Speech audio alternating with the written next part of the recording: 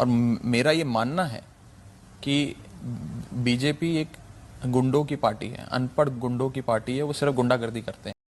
नमस्कार, मी शनाया. माझ्या व्हिडिओच्या सुरुवातीला तुम्ही राघव चड्डांचा भाजपला गुंडांची पार्टी म्हणून संबोधलेला व्हिडिओ पाहिला आणि आता त्याच म्हणजेच भाजपमध्ये राघव चड्डा गेलेत. राजकारणात स्मरणशक्ती कमी असते का की सत्तेची भूक जास्त महत्वाची असते? कालपर्यंत राघव चड्डा जोरात म्हणायचे बरं का की भारतीय जनता पार्टी म्हणजे गुंडांची पार्टी. आज त्याच पार्टीत सरळ त्यांनी एंट्री केली. हे मत बदललंय की फक्त मतदानाची गणित? कालपर्यंत आरोप, आज चक्क स्वीकार. कालपर्यंत विरोध, आज थेट साथ. इतक्या पटकन विचार बदलतात की खुर्ची जवळ आले की सगळं योग्य वाटायला लागतं. राघव चड्डा एक नाव जे आम आदमी पक्षाच्या उभारणीत सुरुवातीपासून दिसत आलंय. एक चेहरा ज्याला अरविंद केजरीवाल यांनी स्वतः घडवलंय आणि आज तोच चेहरा त्या पक्षाला सर्वात मोठा धक्का देतोय.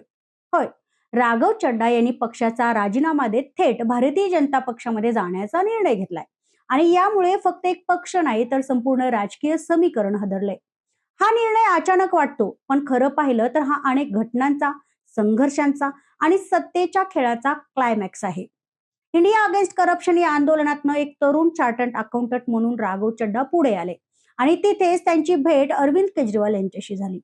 इथून सुरू झाला एक राजकीय प्रवास जो थेट सत्तेच्या केंद्रापर्यंत पोहोचला. आम आदमी पक्षात चड्डांचा ग्राफ अतिशय वेगाने वाढला. ते केवळ कार्यकर्ता राहिले नाहीत तर पक्षाच्या निर्णय प्रक्रियेत सहभागी होणाऱ्या कोर कमिटीचा भाग बनले.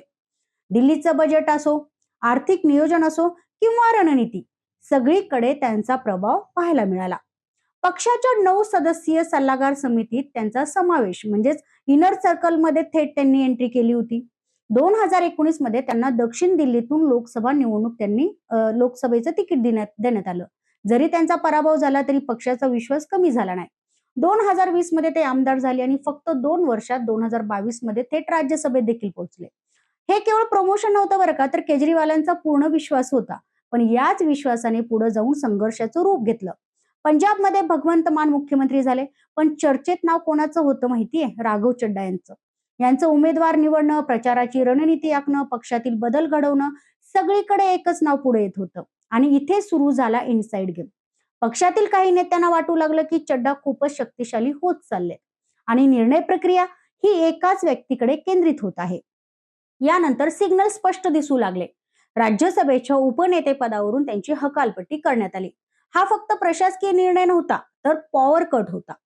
स्टार प्रचारकांच्या यादीतनं त्यांचं नाव गायब झालं. हा पब्लिक साईडलाइनिंगचा एक स्पष्ट संकेत होता. आणि महत्वाच्या कार्यक्रमांमध्ये त्यांची अनुपस्थिती.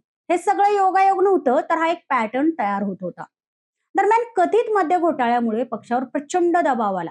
मनीष सिसोदिया अटकेत गेले, संजय सिंह अटकेत गेले आणि अरविंद केजरीवाल यांना देखील अटक झाली. पक्ष कठीण परिस्थितीत होता. पण याच काळात एक प्रश्न वारंवार विचारला गेला, राघव चड्डा कुठे आहेत? उत्तर होतं लंडनमध्ये, डोळ्यांच्या शस्त्रक्रियेसाठी. पण राजकारणात परसेप्शन महत्वाचं असतं. नेता संकटात असताना सोबत आहे की नाही हे जास्त महत्वाचं ठरतं. यानंतर एक अत्यंत महत्वाचा क्षण आला. केजरीवालांनी सार्वजनिक भाषणात पक्षाच्या सर्व नेत्यांचे आभार मानले, पण राघव चड्डांचा उल्लेखच केला नाही. हा विसर होता की स्पष्ट राजकीय संदेश? हा प्रश्न अधिक तीव्र झाला. दरम्यान संजय सिंह तुरुंगात असताना राज्यसभेतील नेतृत्वावर चड्डा नजर ठेवत होते अशी चर्चा पुढे आली. ही महत्वाकांक्षा होती की अंतर्गत बंड? यावर देखील प्रश्न निर्माण झाला. आता इथे एक स्पष्ट पॅटर्न दिसतो, तो म्हणजे वाढता प्रभाव, त्यातून निर्माण होणारा विरोध, त्यानंतर साईडलाइनिंग, मग दुरावा आणि शेवटी बंड. आणि आता ते बंड प्रत्यक्षात उतरलंय. राघव चड्डा थेट भाजपमध्ये जाणार असल्याची त्यांनी घोषणा केली. हा केवळ पक्ष बदल नाही तर आयडिओलॉजिकली शिफ्ट आहे. ज्या पक्षाविरुद्ध राजकारण केलं त्याच पक्षात प्रवेश करणं म्हणजे मोठा युटर्न. त्याचे परिणामही तितकेच मोठेच आहेत बरं का. राज्यसभेत आम आदमी पक्षाचे 10 खासदार होते आणि त्यातील 7 आता भाजपमध्ये सामील झाले आहेत. हा फक्त आकडा नाही तर संसदीय ताकदीवर मोठा परिणाम आहे. दिल्लीमध्ये राजकीय समीकरण बदलणार आहेच, पण सर्वात मोठा धक्का हा पंजाबमध्ये बसणार आहे. कारण 2027 मध्ये तिथे विधानसभा निवडणूक होणार आहे आणि सध्या तिथे आपचं सरकार आहे. पण आता परिस्थिती बदललेली आहे. त्याच पक्षाचा सर्वात स्ट्रॉंग रणनीतिकार आता विरोधात उभा राहतोय. म्हणजेच पुढील निवडणूक फक्त पक्ष विरुद्ध पक्ष राहणार नाही तर ती थेट केजरीवाल विरुद्ध चड्डा अशी होऊ शकते. गुरु विरुद्ध शिष्य, विश्वास विरुद्ध महत्वाकांक्षा आणि इथेच एक मोठा शब्द पुन्हा चर्चेत येतो, तो म्हणजे ऑपरेशन लोटस. विरोधी पक्षातील मजबूत नेते तोडून स्वतःकडे आणण्याची रणनीती. जर चड्डा त्याचा भाग असतील तर हा फक्त एक निर्णय नाही तर एक मोठा राजकीय प्लॅन आहे. आता सर्वात मोठा प्रश्न असा आहे की फक्त सुरुवात आहे का, की आणखीन नेते जाणार आहेत? आम आदमी पक्ष फुटणार का, की अरविंद केजरीवाल यांचा जोरदार काउंटर करतील? राजकारणात काहीही कायमचं नसतं. कालपर्यंत जे सोबत होते आज ते विरोधात उभे राहतात आणि उद्या संपूर्ण खेळ बदललेला असू शकतो.